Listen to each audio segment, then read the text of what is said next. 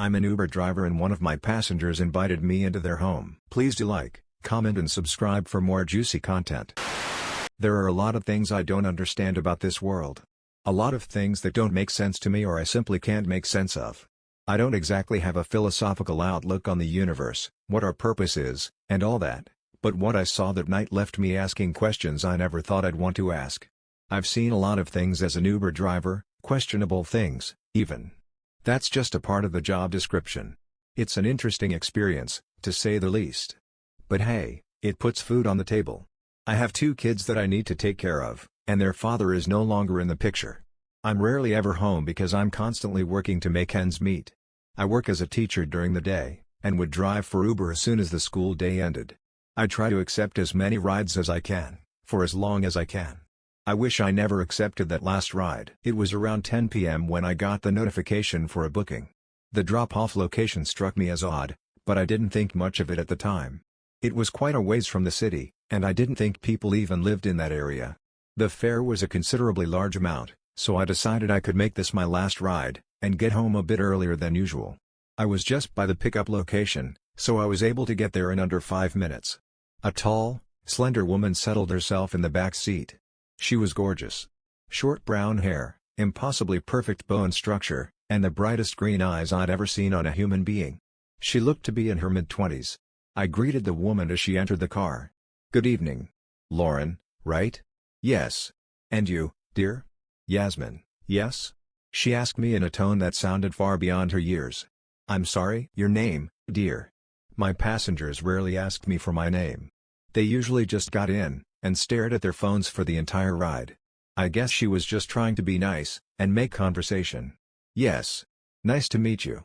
"Likewise, Yasmin," she responded. It was quiet for a few minutes as we drove to our destination. She spoke up again a few times, and asked me about my life. What I did for a living, my family, my hobbies, etc. Then she asked me about my kids. "Is your husband watching them right now?" "Ah, no.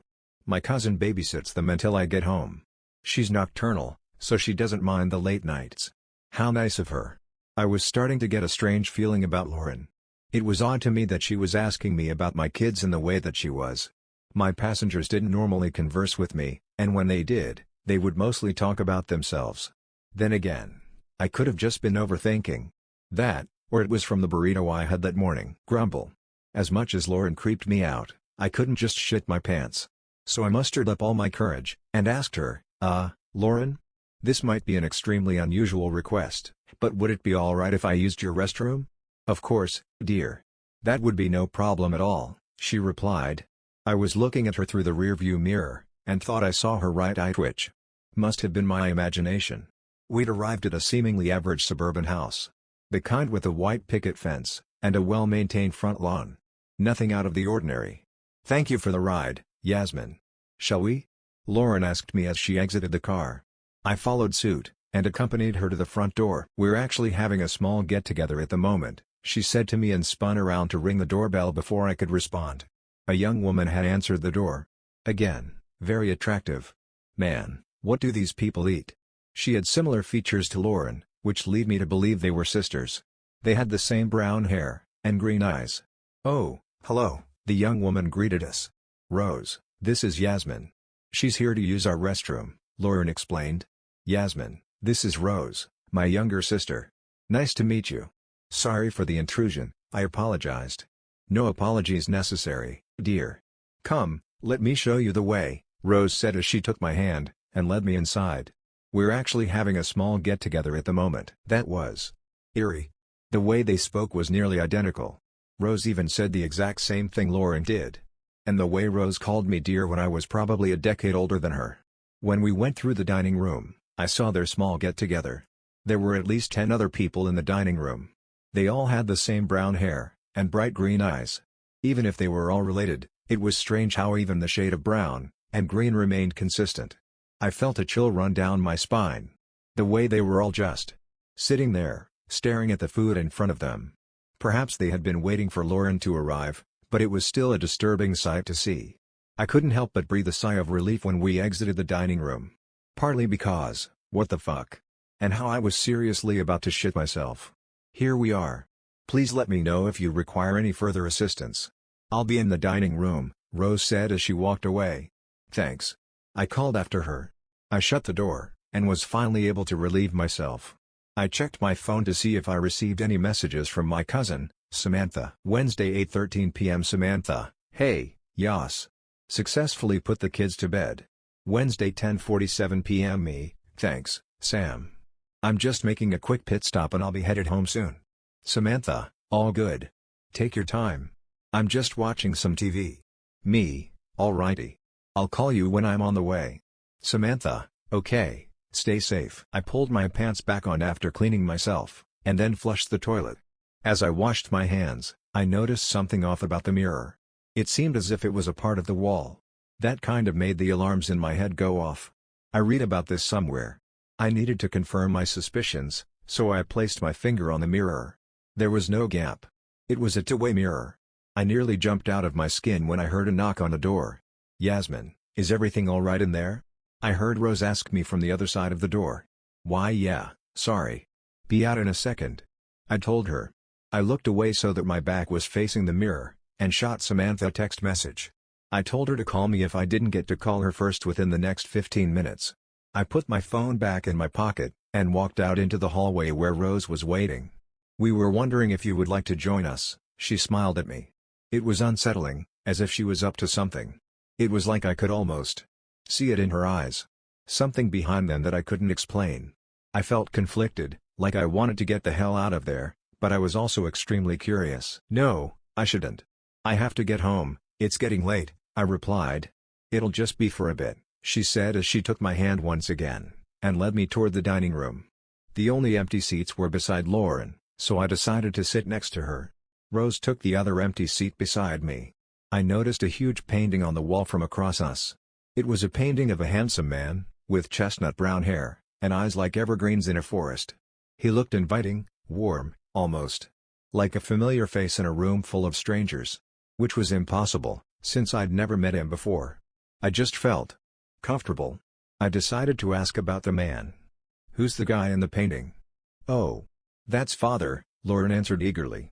I can, see the resemblance, I said awkwardly. You're too kind, dear. Isn't she just lovely? Everyone in the room nodded along, and agreed with Lauren. Some of them even decided to throw in their own compliments.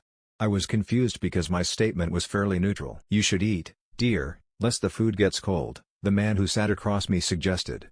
I looked at the plate in front of me. It was a relatively normal meal. Mashed potatoes, roast chicken, and some steamed vegetables. I looked at everyone else's plates, and realized that they had been untouched. What about you guys? Aren't you gonna eat too? I asked hesitantly. Yes, of course. But we believe the guest should do the honor of starting us off, another man stated. I took my fork, and picked up a piece of chicken, but my phone rang. Saved by the bell. I'm sorry, let me just take this phone call. You guys can eat ahead, I said as I started to get up. That won't be necessary, dear. We don't mind if you take the call here. Rose took my hand, and gently pulled me to sit back down. Right, okay. I muttered, then proceeded to answer Sam's phone call. Samantha, what's wrong? Where are you? It's getting late. Me, hey, Sam. I'm so sorry, I might be home later than expected. Do you think you could stay a bit longer? Samantha, Yas, are you okay? You told me to call you in 15 minutes. Me, no, it's all right.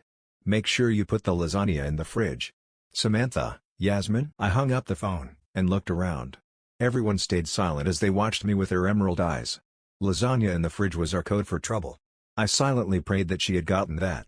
You're such a good mother, Yasmin, Lauren remarked. Everybody else agreed, and started fawning over me. Thank you, was all I could say in return. I decided to focus on my food instead.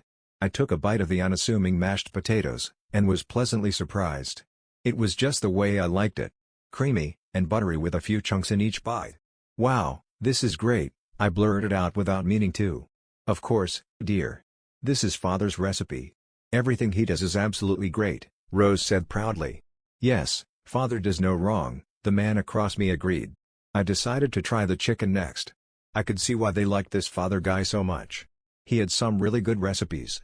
I ended up eating everything on my plate. Everyone else finished all their food too. I mean, who could blame them? Thank you so much for the lovely meal. I enjoyed it. But I really do have to get home to my kids now, I announced. I hope you still have room for dessert, Lauren said as she entered the dining room, holding a covered round plate. I didn't even notice her leave the room. I must have really enjoyed that meal. There was a voice in my head that kept trying to remind me that I really needed to get home. To get to my kids. To get away from this place.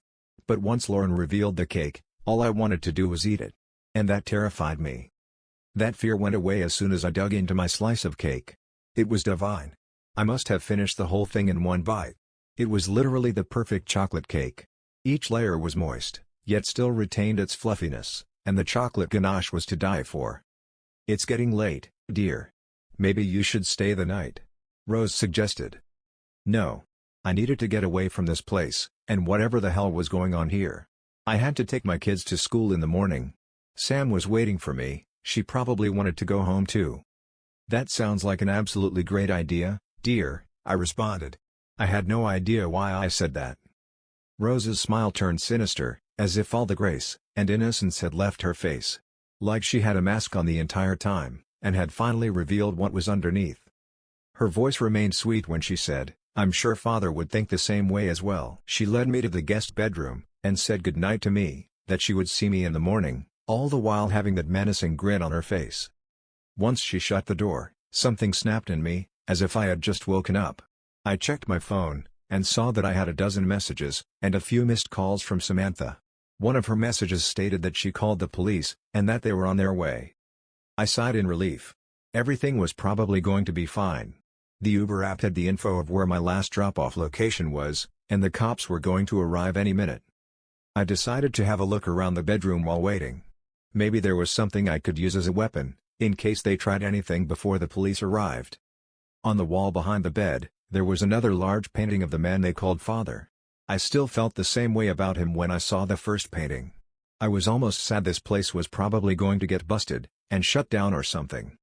I looked at the wall across the bed, and there was a mirror that looked to be a part of the wall. Just as I was about to do the two-way mirror test again, I caught a glimpse of my reflection. What I saw made my blood run cold. My eyes. They were turning green.